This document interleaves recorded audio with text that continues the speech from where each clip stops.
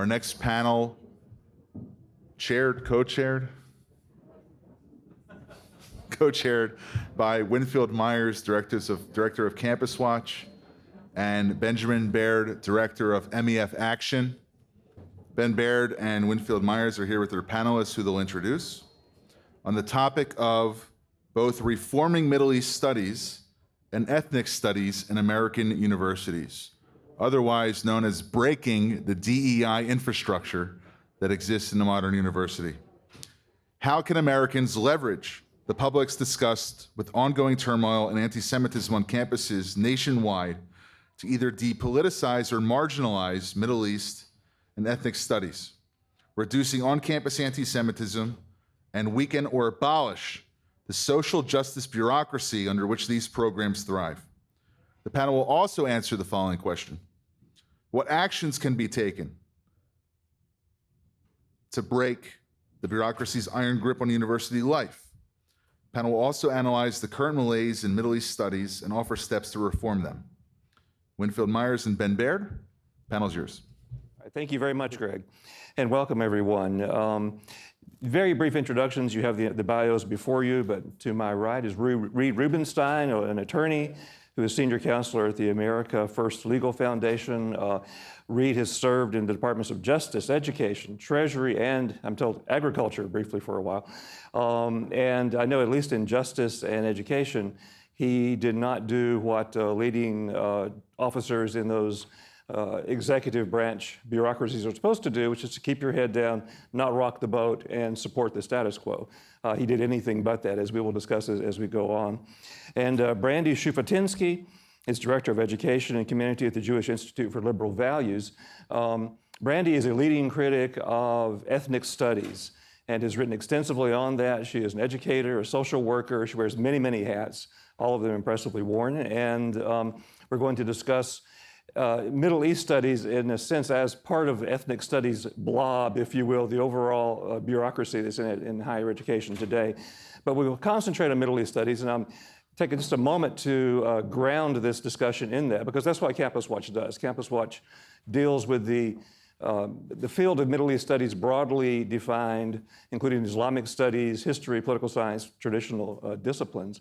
And I would argue that the malaise that we see, to use the word again, in contemporary education, including the protests that are going on, while, as my colleague Sam Westrup and others have noted so far today, there is a very, very strong leftist contingent in this which overshadows the Islamist element of it, that nevertheless, much of the root of this, the intellectual rot of Middle East studies, is foundational to much of what is going on today, because the revisionist historiography, the revisionist narrative, if you will, that has emerged from Middle East studies over the past 20, 30 years, which is one of the reasons that Daniel founded Campus Watch in 2002, has put forth the false narrative that includes demonizing Israel, of course, demonizing the West. It is an intensely anti-Western, left-wing Marxist undertaking that is supported too by Islamists. We don't rule out the Islamist element in this, but it's ensconced in academia. It has been for years and years. And it's moved in many ways from Middle East studies into other walks of life on campus, including student life, everything, through the pernicious Marxist ideology of intersectionality, which others have already discussed today as well, and I won't belabor that. But it allows its advocates to posit a false relationship between all of the oppressed and against all of the oppressors. And of course, the oppressors include all Israelis necessarily, and really the West in general.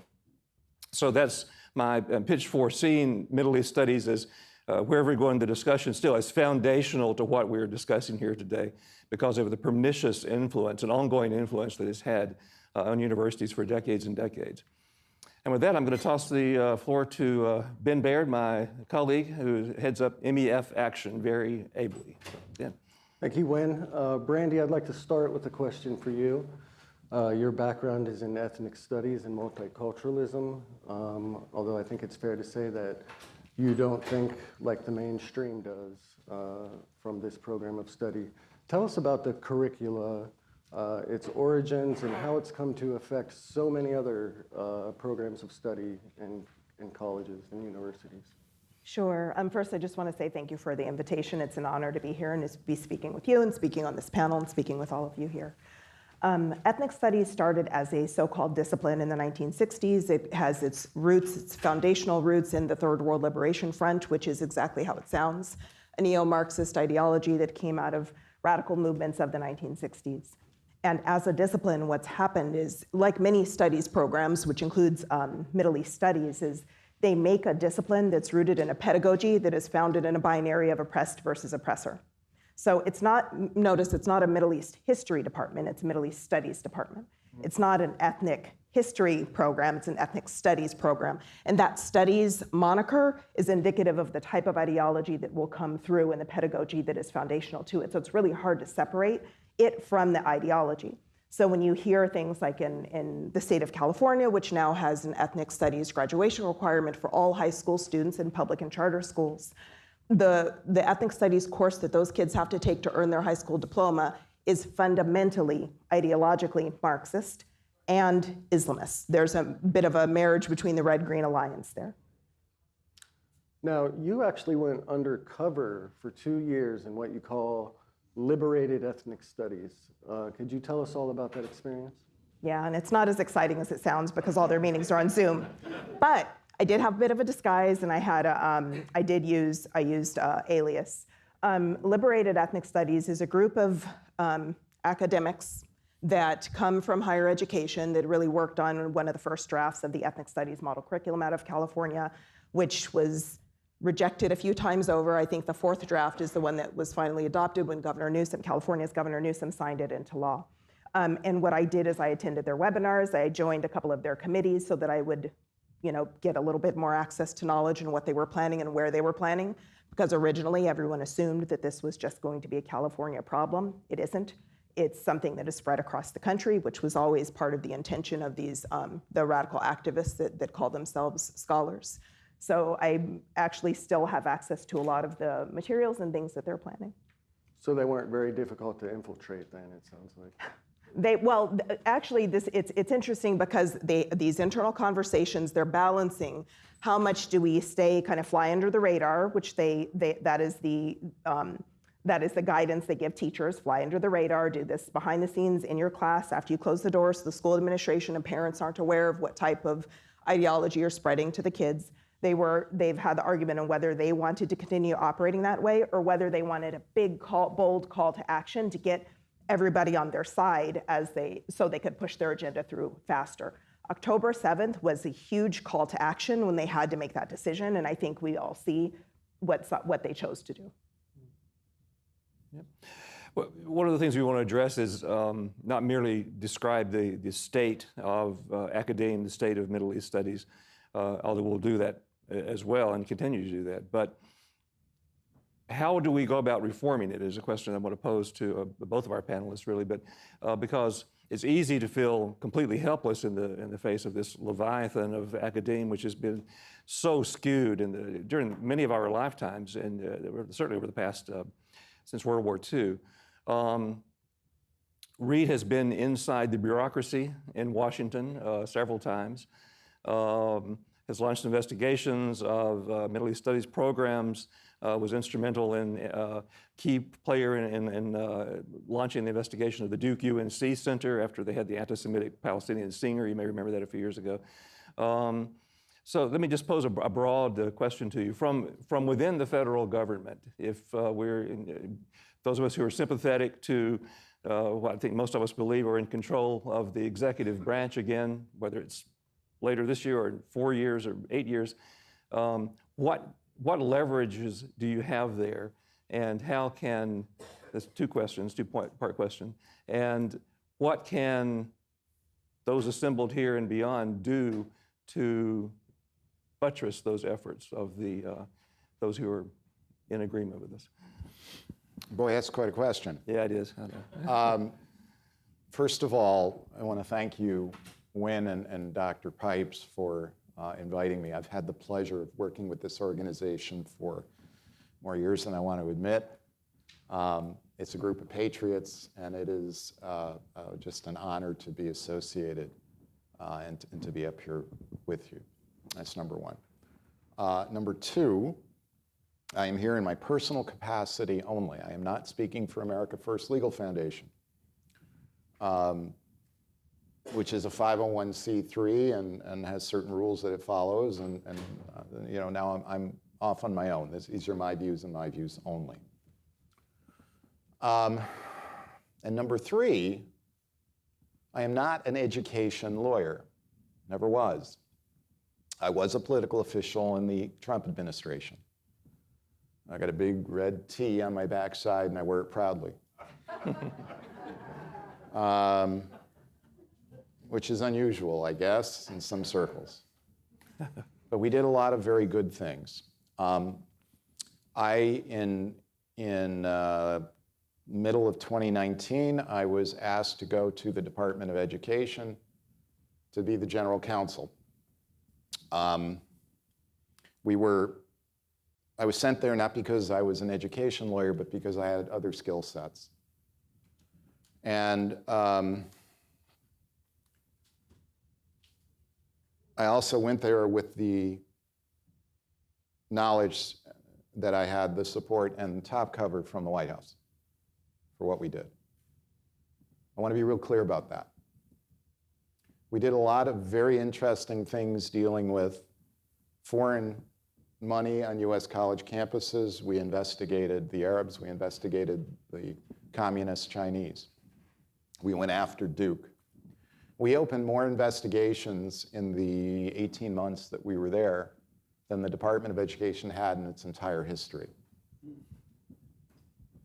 Right? I want to emphasize that. We opened approximately 27 investigations of institutions of higher education. Prior to 2019, the total number that had been opened was 0. That's under Republicans and under Democrats. It was 0. I was able to do this because of the support from the White House and because of support from then Secretary Betsy DeVos. So I want to be real clear about where this came from, because this goes now to answering your question. There's actually quite a lot that you can do to deal with the education blob, the higher education blob. What it requires is having the right politicals in charge.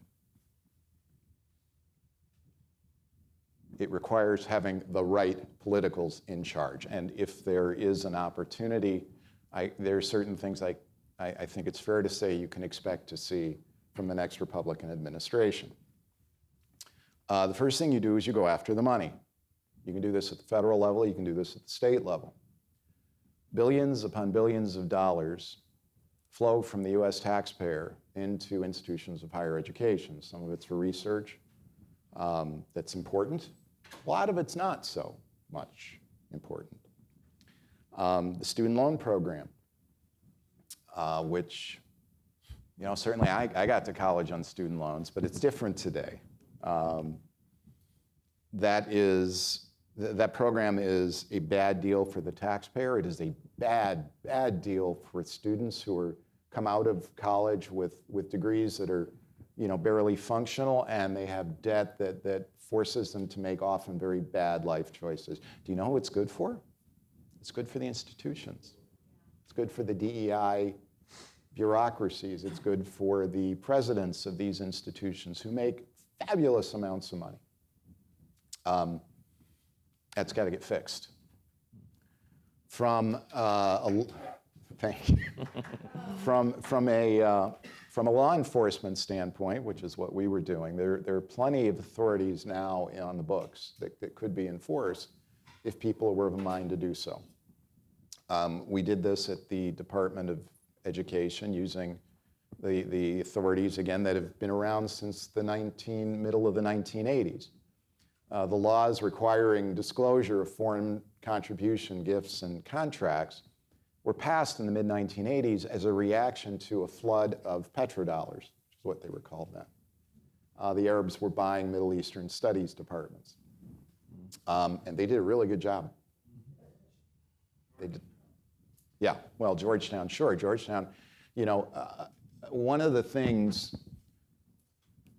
this was a George W. Bush administration gift to the American people.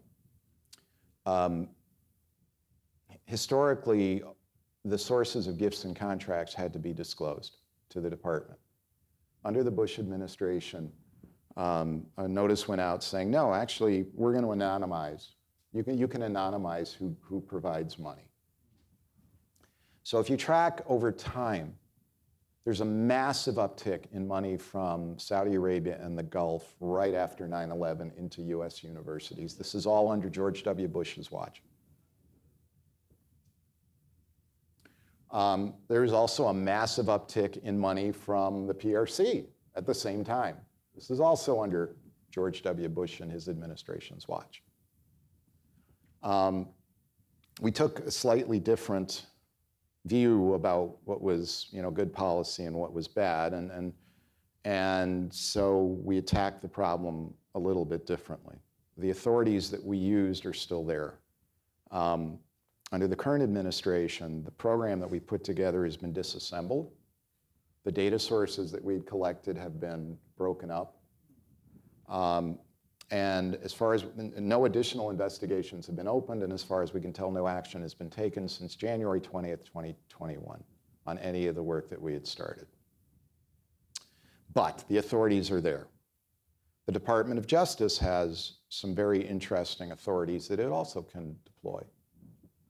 Lots and lots of tools. Your state legislatures. You need to go to the states. You need to go to the who's ever running the legislative committees that fund these universities. And you have to go and say, listen, do you know what your money is paying for? And you got to tell them to stop. You got to tell them to stop. But there are two things at this point. And again, I'm not an education person. When I was at Ed, I tended to see the kind of often the bad case or even the worst case. So my vision's a little bit skewed, to be honest.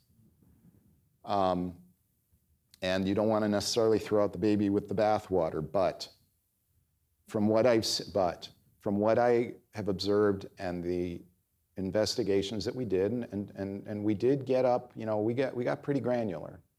Spent a lot of time reading emails and going through financial papers and kind of understanding how they do business.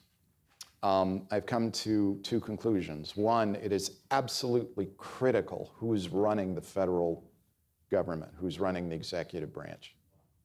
You cannot, I cannot overemphasize the need to ensure that the people who are running the Department of Education are working for the American people and not for the institutions of higher education that have captured that bureaucracy. And number two, I have unfortunately come to the view that most of these institutions are unsalvageable in their current form.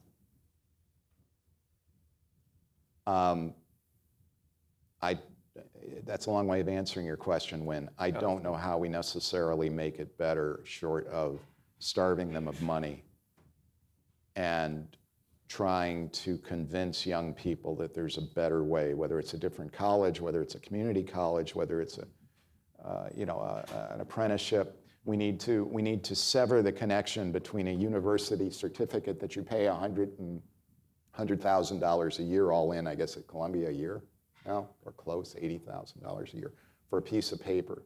That piece of paper confers status. That piece of paper will theoretically get you into a job. We've got to break that connection. We were working on those kind of programs, by the way, to try and sever that. And we need to understand that we got to convince our kids that something other than status, actually maybe more of a parent thing. Oh, my kid goes to Penn.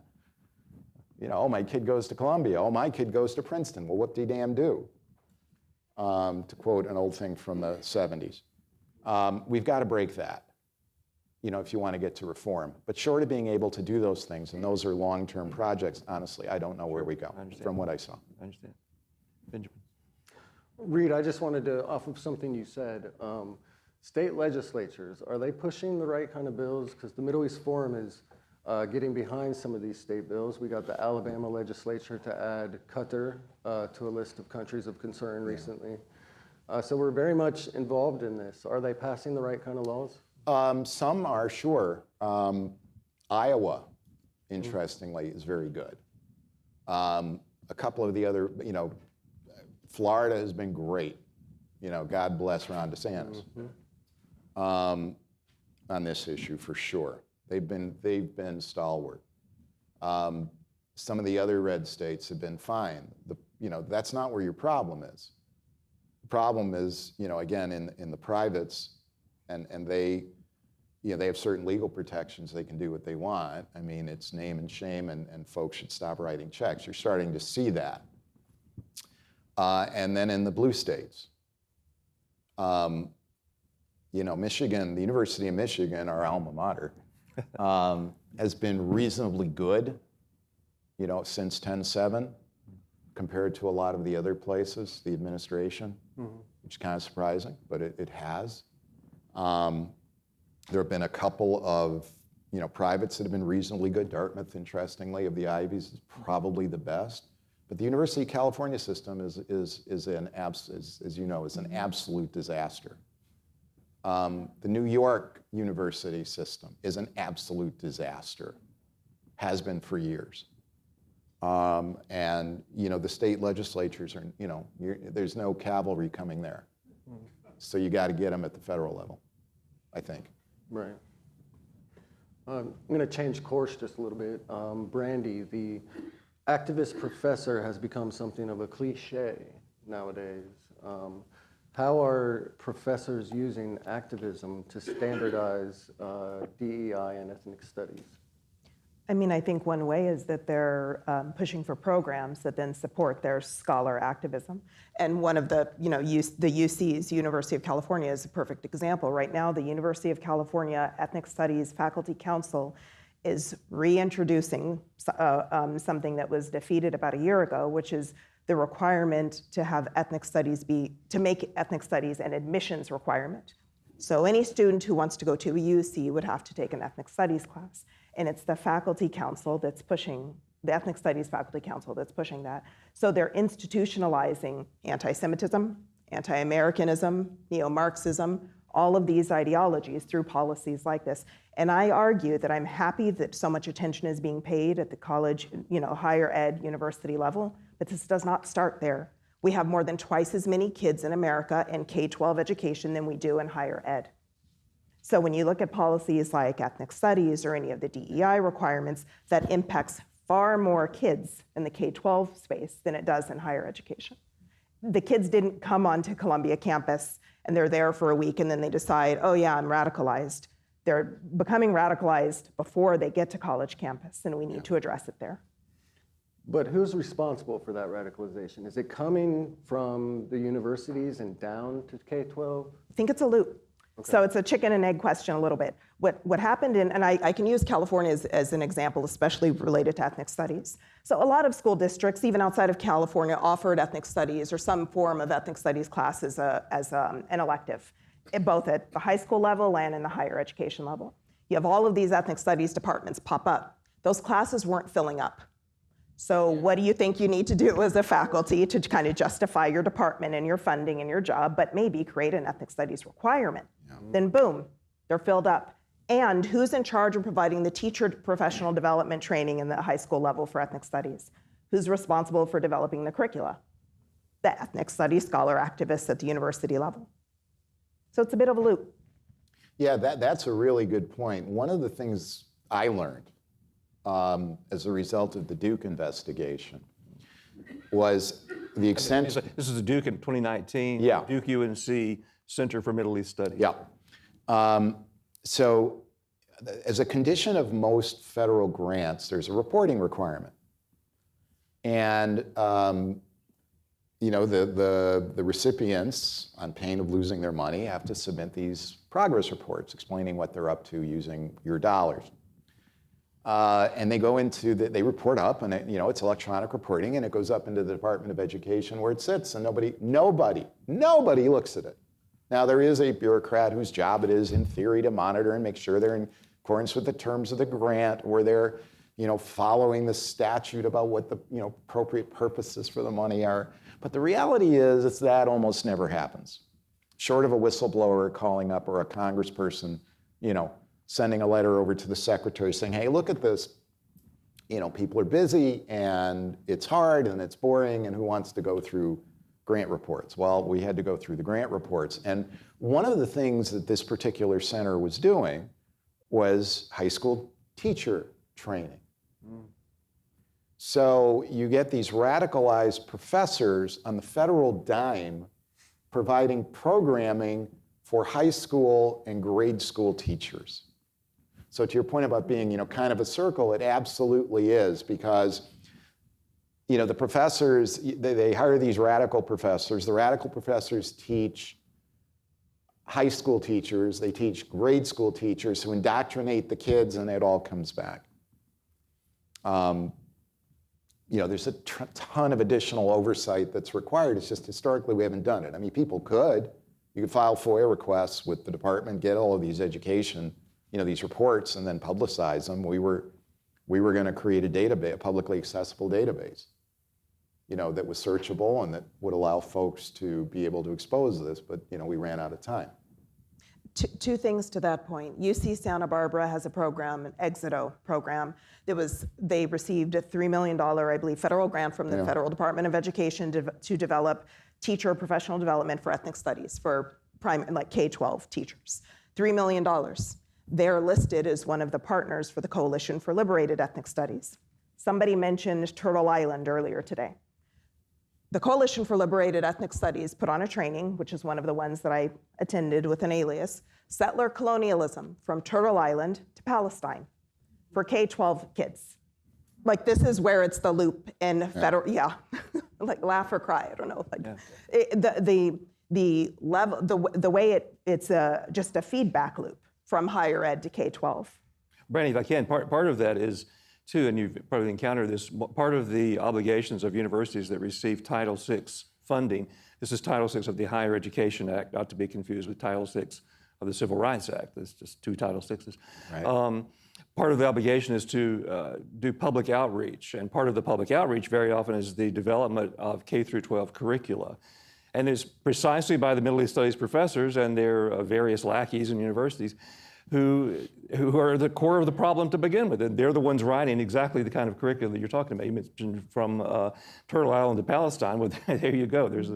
That doesn't come out of thin air. It comes out of, again, the perniciousness of Middle East studies and the extraordinary influence that it, combined with other ethnic studies, of which it is a part, I think, these days, and intersectionality and the whole Marxist, postmodern, relativist, nihilist product that they have been producing for decades is all of the same intellectual malaise in many ways, but we can still point to the MESers, as we call them at the forum, for much of this. Yeah, it is, yes, and to Brandy's point, the DEI aspect of this cannot be underestimated. When I say this, I mean what you're seeing on campus and the virulent anti-Semitism. It's embedded in DEI.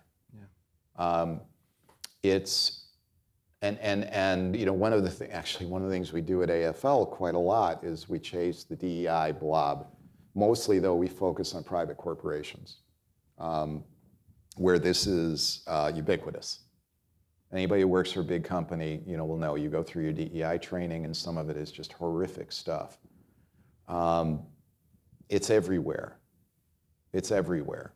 And we've got to eradicate it, because at its heart, as I think Wynn put it, it's about oppressors and oppressed. And honestly, for a lot of these folks, it's hard to internalize.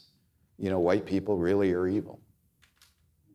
Western civilization is really evil. And the paradigm of Western civilization and the paradigm of whiteness are Jews. If you put yourself in their shoes and you read what they write to each other, you will see that this is the truth. And you get what, it's predictable. What we're seeing now is predictable, was predicted, and it's come to pass, and now we have a real problem. So. Yeah. And you have Brandy, your organization, Jewish Institute for Liberal Values, has been doing some background research with the House Education and Workforce Committee. Could you tell us a little bit about what you've been doing with them and how they plan to help when it comes to ethnic studies? Sure. So roughly 2 months ago, our organization and a couple of other organizations went to Congress and met with the committee members about the issue of anti-Semitism in K-12 education. Chairwoman Fox at that time gave us her word that she would hold a hearing on it, which she did last week. We were here in DC last Wednesday. She called 3 district administrators from Berkeley, from New York, and from Montgomery County, Maryland, before the committee to answer some questions on how they are or are not addressing the rampant anti-Semitism in their districts. The hope, at least our hope, is that this is really just the first step, because we know that this isn't only happening in these 3 districts, because we hear from people all over the country. We know that the administrators, when they were answering the questions, weren't wholly truthful in their responses and answers. And we know that at least one of the superintendents, the woman from Berkeley, admitted that, or gave her opinion that she did not believe anti-Semitism was an issue or a problem in her district. And so the follow-up, I mean, with all of that to me is, if you don't think it's a problem, then why would you ever try to address it?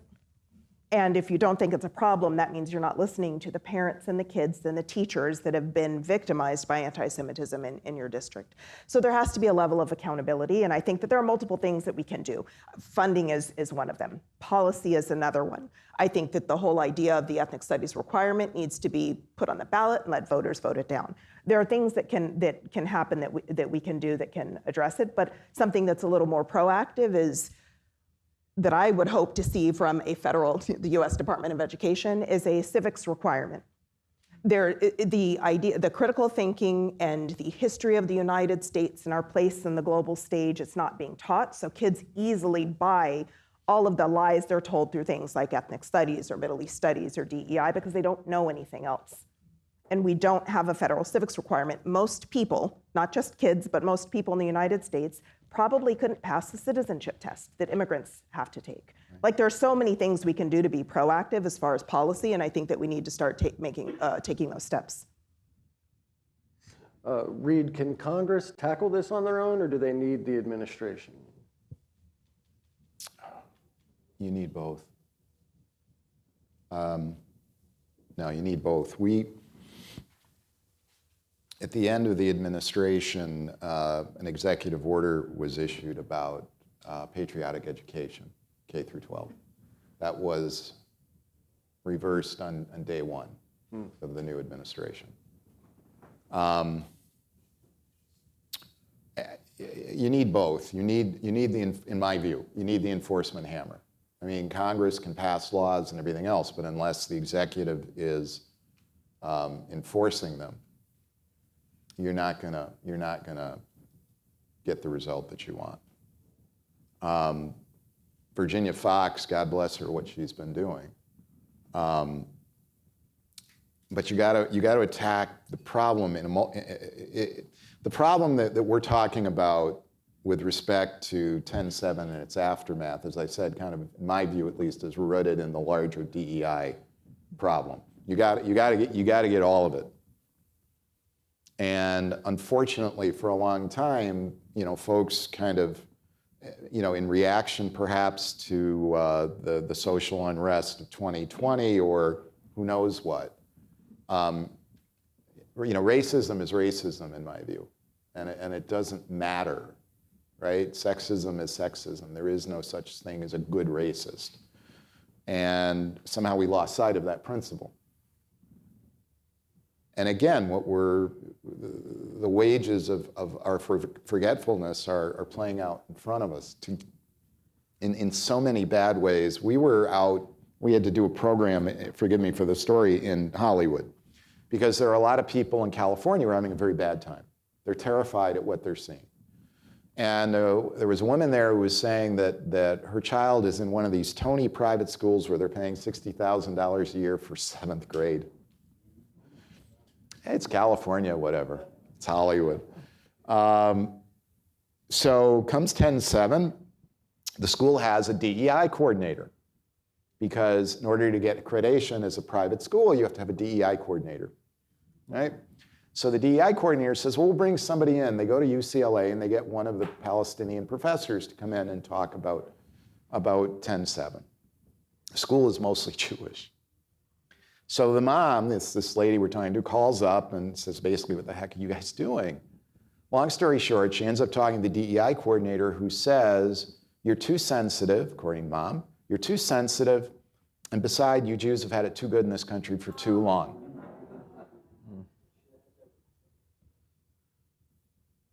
You're part of the problem. Well, but in their world, she's right. You know, oppressor oppressed. You're rich Hollywood people. You're part of the problem. And you know, Congress can legislate, but unless and until there's, you know, somebody at the state level going after this, unless and until parents pull their kids out and homeschool or whatever it is, unless and until state legislatures defund, it's not going to go away. It's just not, in my opinion. I think we can go to questions from the audience now. And let's see, Susanna, are you going to move? Daniel, please, yeah. Let's see, we'll get a mic for you, Daniel. There was mention, thank you, very interesting. There was mention of the school administrators who were brought before the House last week. My only knowledge of it was from the New York Times, which has a headline and subheadline that reads, How Public School Leaders Upstage Republicans and the Ivy League. Mixing it up a bit, school leaders showed can go far towards neutralizing a Congress with a craving to make a point. So it sounded like the 3 school district administrators won this clearly. Could you give an alternative interpretation, if there is one? I understand why that headline was written and why many people feel that way. There has been, again, and I think it's justifiable attention paid to higher education. There hasn't been nearly enough paid to K-12, and people don't understand that, including some of the committee members who I have great respect for. So understanding how K-12 education works as far as who comes in to do professional development, what happens when an incident pops up and what their DEI coordinator does, what organizations like the NAIS, which is the accrediting agency for private independent schools, the power they hold on telling private schools you have to do these things for DEI in order to get accreditation. The K-12 education system is very complex, and it would be easy for those administrators who came before the committee last week to kind of pull the wool over the eyes of some of the committee and some of the public. And I understand why that headline was written, besides it being for the New York Times. But the other piece of it is, if that's the only thing that the committee ever touches on anti-Semitism in K-12 education, then the administrators did win. That can't have been the finish line in the last step. That has to have been the first step. There needs to be follow-up.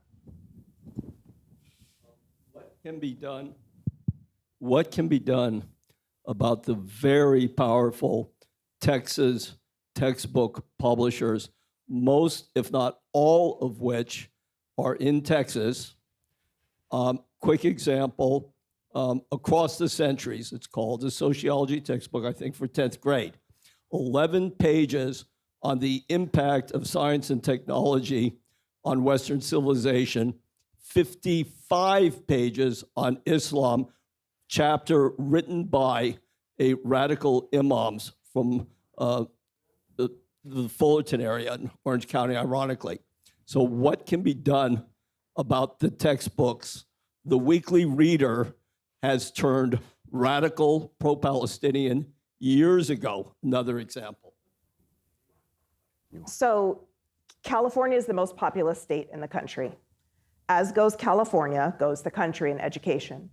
Textbook publishers, regardless of whether they're in Texas or Kentucky or anywhere else, are going to follow the trends that come out of California because they have the most students. They're not going to do different textbooks for different states. That's why paying attention to education, K-12 education, and higher education, but K-12 education policy that comes out of California is important to everyone, no matter where you live.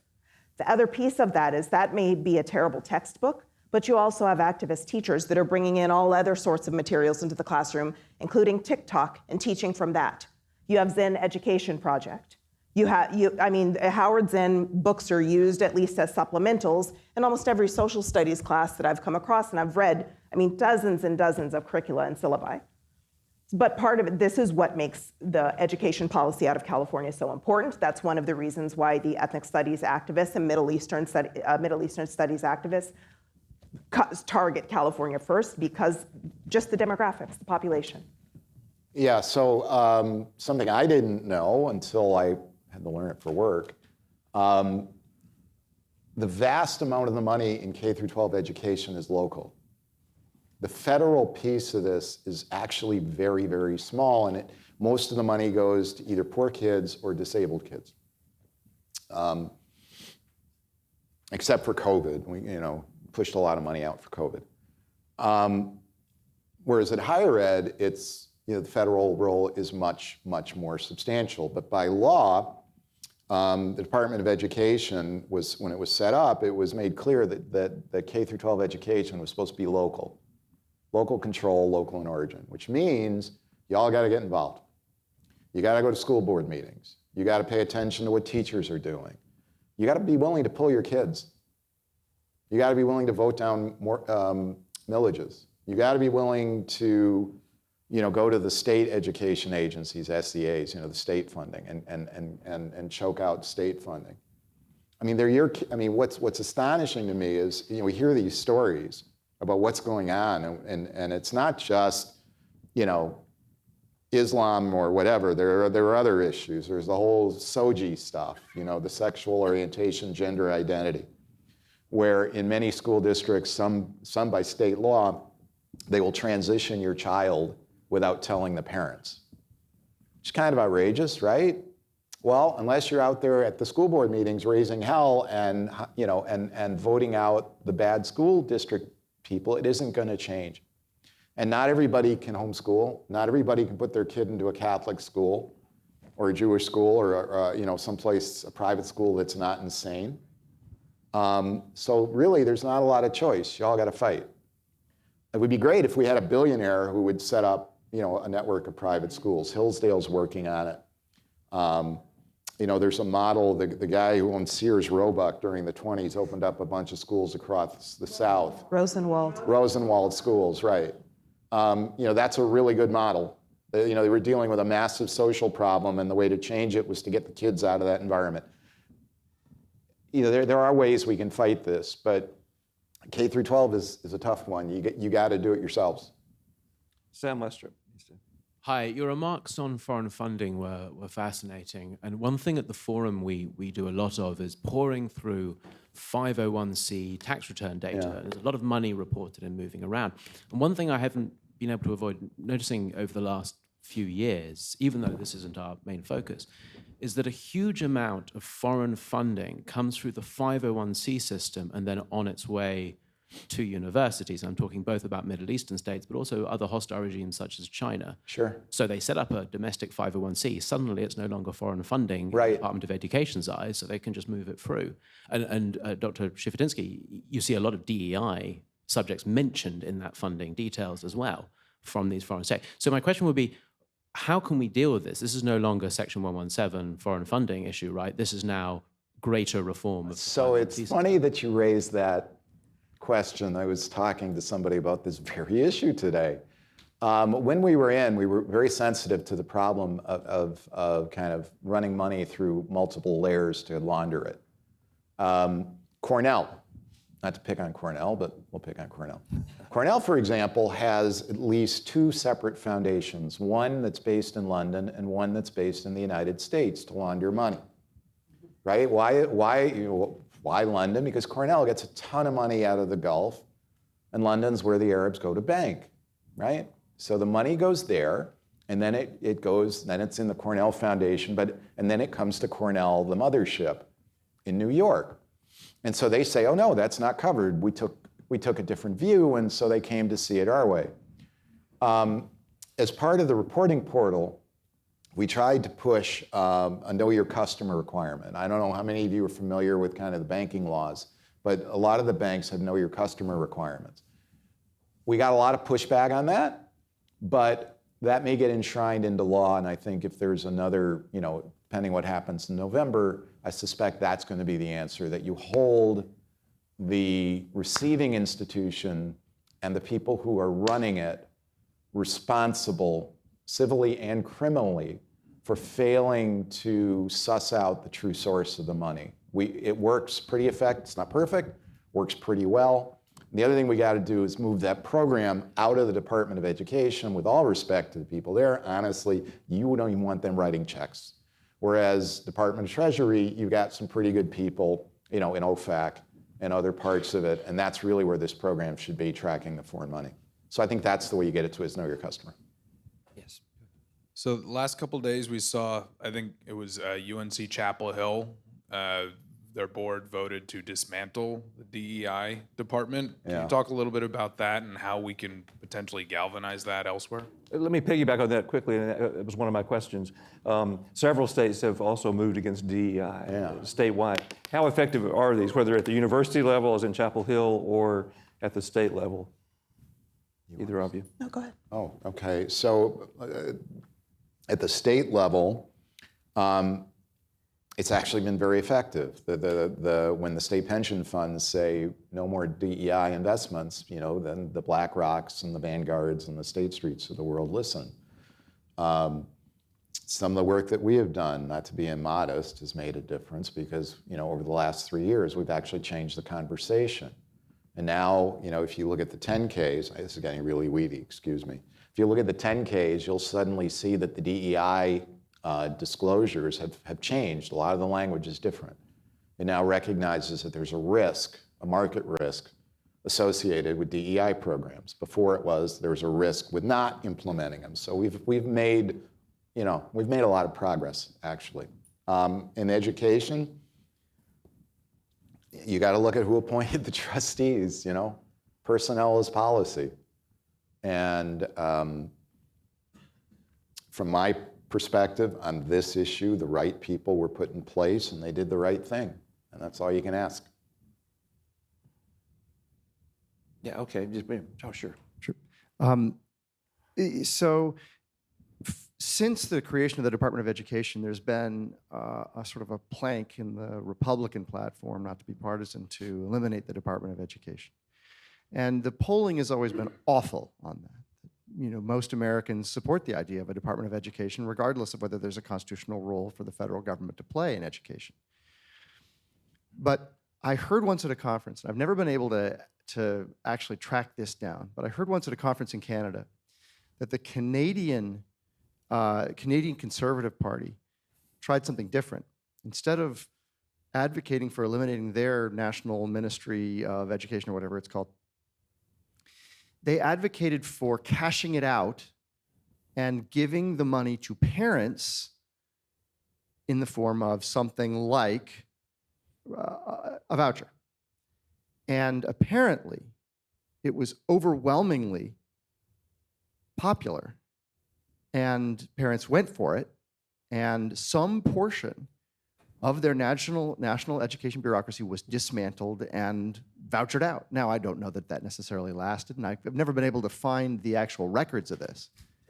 But what do you think of that model in the US, whether it's K-12 or, frankly, for higher education? Yeah, so for K-12, again, the most of the federal money, the vast majority of the federal money is dedicated. I mean, Congress kind of, I don't want to say earmarked, but effectively that's what it is for certain programs. Again, it's supporting poor kids, supporting disabled kids. There's a little bit of research money thrown in there, but that's in the grand scheme of things not substantial. The vast amount of money is state and local in K through 12. So even if you snapped your fingers and made the Department of Education disappear tomorrow at the local school district level, it would not be great for certain classes of kids who actually do benefit from the programming.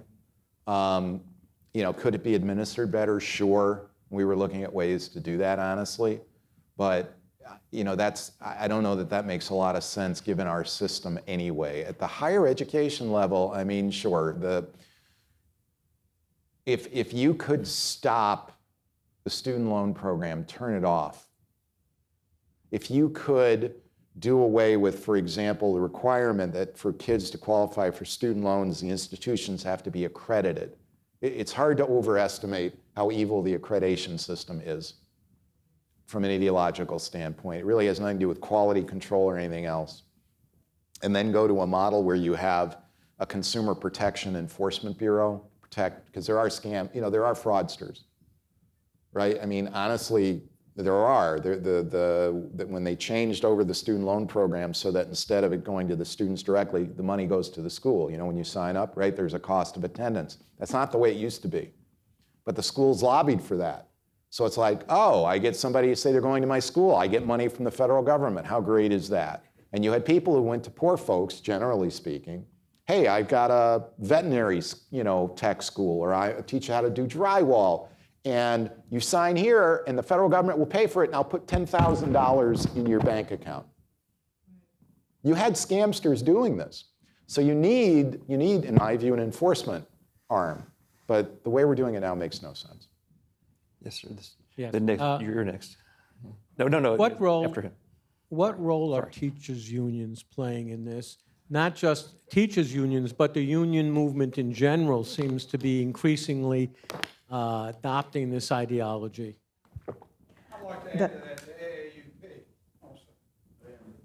So the teachers' unions are playing a big role in it. They're huge. They have a lot of power. They have an outsized amount of power, at least in K-12 education. And what they are actually advocating for isn't for kids. It's for their own jobs and the protections of teachers. Unfortunately, like a lot of teachers' unions seem to operate. You saw in Chicago, was it 2021? With the COVID closures, that the teachers' unions actually convinced the kids to come march with them to keep schools closed. Because, I mean, in their list of asks were not just, better pay, better conditions, maybe better support. Okay, yeah, teachers should get some of that. Like, teaching is a difficult job. But they weren't advocating for that. They were advocating for things like free housing for all, divestments. I mean, it just fully neo-Marxist ideological asks that have nothing to do with teaching kids. And they have a lot of power because they have a lot of money. So the things that they're pushing for actually have nothing to do with providing better quality education for kids, a better school environment for teachers. It's partisan, it's political, it's ideological. Yes. We had a lot of interaction with the teacher unions over COVID and other things, and nothing good to say about them. What they did to the children of America is a crime. Yes. It was a crime. And I don't want to get into the whole COVID thing. If you want to talk to me about it afterwards, I'm glad to. But they did tremendous damage to a generation of school kids that will not be repaired. And that's the generation that are in these encampments right now. Yeah. It's just there. There's nothing good, in my view, you can say about the teacher unions at all. Sarah. Oh. Okay, Brandy is absolutely right.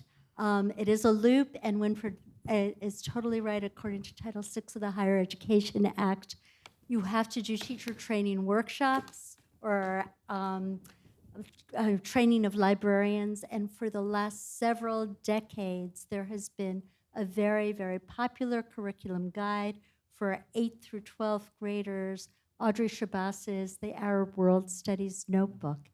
Now, I don't know of any Philo-Semitic curriculum guide that we could use. Does anybody know of anything? I think that Mitchell Baird has written a textbook, but none of our K through 12 schools seem to be using it. Does anybody have a curriculum guide that we can work with our local departments of education, state departments of education to implement? We have about 6 minutes left, just so you know. So. Do you know of any? No, I was looking to see if anyone knew. But the issue isn't just a guide, because teachers have discretion in what to use. So, I mean, a lot of there are so many organizations that have plenty of materials to put into classrooms, and they do. They give them to the schools. They're actively doing it. Our organization is one of many that are doing just that.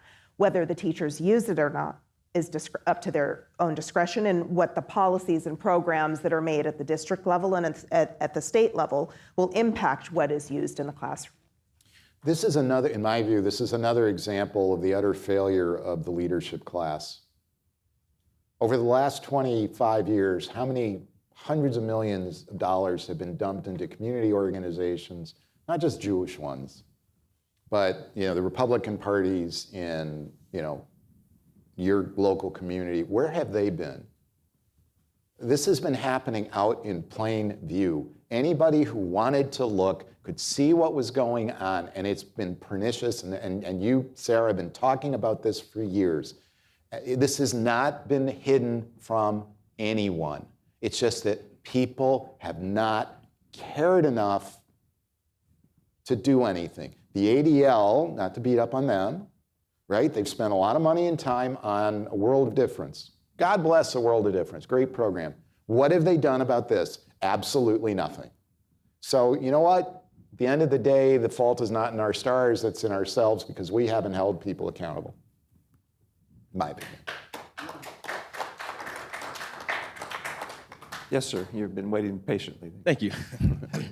You guys had mentioned, trying to engage young people, and I think, whatever. So I went to Brown, and I've seen the groups of people that I think are lost and probably not worth trying to save right now. But there's a lot of people who don't know what they don't know, and they are doing their due diligence to try to figure out this issue and other complex issues. And they think they've read everything that exists, and they're shocked when I present them or someone presents them with new information. The problem is we don't read. When I send my friends a Wall Street Journal article, no one's reading it. I attend these conferences. There's not many people in their 20s. People aren't going to watch Zoom videos of hour-long panels. We speak content. That's our language. Short-form, authentic content. And social media, TikTok, Instagram, YouTube, even LinkedIn just pushed out a beta for short-form videos last week.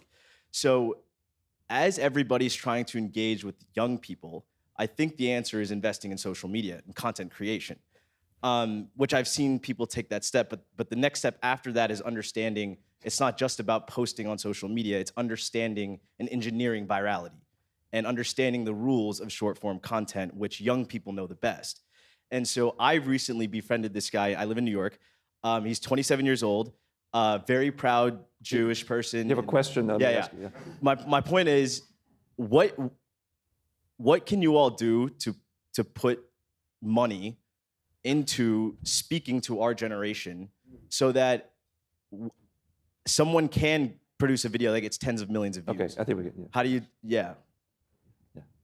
I mean, I think it's being done. I think there are organizations that are doing that. My job as a 47-year-old woman isn't to talk to somebody who's my child's age. Who I'm talking to are policymakers. I'm leaving it up to other people, because there are plenty of young people, my kids' age, that are doing just that. 2 minutes. And God bless them. I think we need more of that. But a kid isn't going to listen to me. So that's not what I'm trying to do. I think there's been an overemphasis of elders trying to engage young people.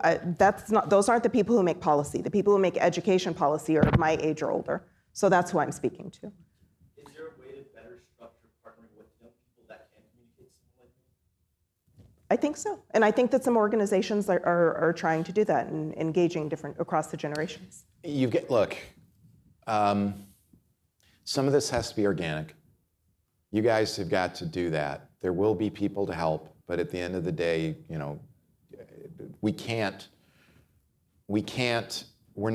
we were all young once, and shame on us if we forget young people can't understand what it's like to be old. But all of us remember what it was like to be young. So when I was your age, I didn't listen to anybody over the age of 30, okay? And there was nothing anybody could tell me. There was nothing anybody could tell all of us. We had to do it ourselves. So there will be resources. There are resources, Brandy says, to help. There are people who are putting a lot of money into this. You got to God bless you for what you're doing. You got to step up You and your friends have got to step up. We'll help you. We can show you. You can learn from our mistakes, okay? We can tell you a lot of things not to do. But we need you guys to step up. But that's going to have to do it, I'm afraid. We have other questions, but I'm sorry. I have just one quick question. Is there been any effort on the platform committee of either party to put the school problems that we've been discussing, making it a focus issue for both political parties, being that they're starting to work on their platforms right now as we speak?